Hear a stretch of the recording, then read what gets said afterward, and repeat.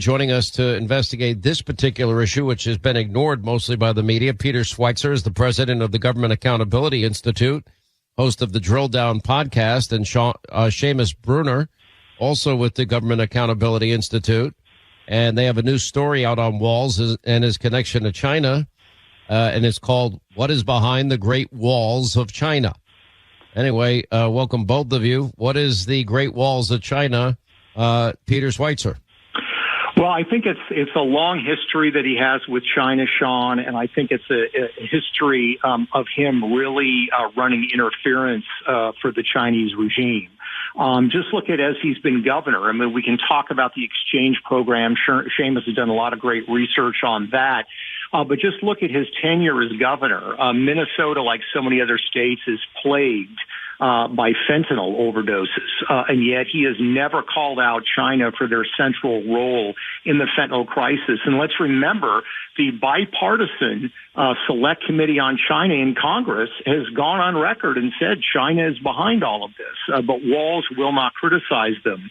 We also know that, you've reported on this, Sean, about these secret police stations that are around the country that China set up. They're designed to harass Chinese nationals living in the United States, and there have actually been some abductions where they abduct people and return them to China. One of the 7 of those is in the Twin Cities of Minneapolis, and in fact, the organization behind it works jointly with something called Minnesota Global, which is a Walz organization. Now, Governor Walz has certainly criticized the police conduct of the Minneapolis Police Department and St. Paul, Minnesota Police Department. What he's never done is denounce or done anything about eliminating this unofficial secret police department that the Chinese are actually running in his state. And that just fits this longer pattern, Sean, of running interference and offering what the Chinese ask for with people in the West, which is big help with a little bad mouth. He might criticize the Chinese here or there, but he is doing their bidding in the things that really matter to them. Well, let's get your take. And what else are we learning? Did the communist Chinese pay him in any way? Seamus Bruner. Yeah, Sean, it's great to be with you. I mean, the stolen valor, as you mentioned, is a total disgrace. But it's all the more egregious given the fact he's been cozying up with China. And so going back to the beginning with these trips, the Chinese Communist Party subsidized these trips to China. Now, Walz and his wife set up a company, Educational Travel Adventures. This is in the 90s. We don't have records going back that far, but we need to know how much money did that Walz company make for these trips. And the fact that the Chinese Communist Party subsidized the trips, gave scholarships to these students who teacher Walz said to downplay your Americanness when you're over in China. I mean, we talked to multiple U.S. intelligence experts. They say they're... Yeah, he actually said that? He said you need to downplay your Americanness. He told his students when we visit China, downplay your Americanness. This was reported back in the day in the local press. And so U.S. intelligence experts agree there is a 0% chance that the Chinese Communist Party's Ministry of State Security, basically their CIA, wasn't aware of and even supporting these trips. I mean, it's no chance that China's intelligence apparatus wasn't aware of and helping facilitate these trips. And then, there's so many connections. If you fast forward to when he became governor, Peter talked about a couple of them, and we've got more. Peter, I mean, what do I think after all I've said about President Xi and all we've exposed on this program and you've exposed and putting you on the program, if either you or myself or Seamus ever went to China, we'd probably be arrested, never to be seen or heard from again. Oh, no question about it. And look, Walz always tries to explain away Chinese misconduct. So, he went when he was in Congress, he went on the floor of the House on the anniversary of the Tiananmen Square massacre. And let's remember, the most authoritative accounts in the West say that the Chinese military and police killed about 10,000 Chinese nationals at Tiananmen Square. On the anniversary, Walz said, yes, Tiananmen Square is terrible, but we have those situations in the United States, too, and then compared it to the killing at Wounded Knee, in the 19th century. And again, that was tragic. 38 Native Americans were killed. but there's no comparison between the two in terms of scale. And also, Wounded Knee was immediately a scandal in the United States. President Xi of China, his wife, who's a famous singer in China, after the Tiananmen Square massacre, actually sang and serenaded the troops who had participated in that brutal killing.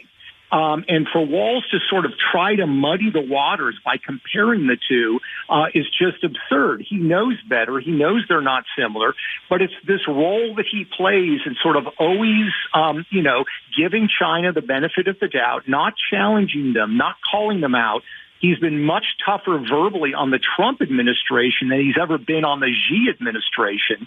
And that's what I think is so worrying because, of course, were he to become vice president, an important part of his bill would actually be international affairs. And this is about the only thing we can see that he's had to do on the international stage, and it's extremely troubling. It's very troubling. When you look at all of these issues, I think, unfortunately, and we saw this a little bit with the Bidens and their work with the CEFC, the Chinese oil conglomerate, and the sheer amount of money that the family enterprise was making in doing business with China. I mean, Hunter admits he has no experience in energy, oil, gas, coal, or China, but yet he's getting, a fortune. There was that infamous phone call, Seamus, where I'm sitting next to my father, the WhatsApp message, actually not a phone call, and between, why didn't you keep your commitment, and between everybody that this man next to me knows and my ability to hold a grudge, you're going to regret not fulfilling your responsibility. Did they or did they not get around $5 million in one of their bank accounts, or as James Comer calls them, shell corporations, in the days that followed? Oh, they absolutely did. The Bidens cashed in big time. But remember, Joe Biden would always say he never met with his son's business partners, Chinese business partners. Now, we know that was a lie, but there was a point. He was saying that the public official, never met with the Chinese. That's not true for Walz. At his inauguration, he invited diplomats, CCP diplomats and officials to his inauguration. They congratulated him on his election, and they said that they wanted to jointly promote, quote, the friendly, cooperative relations between Minnesota and China. That's just weird. I mean, maybe in California, which is much closer to China, you'd have CCP diplomats attending your inauguration, but why in Minnesota?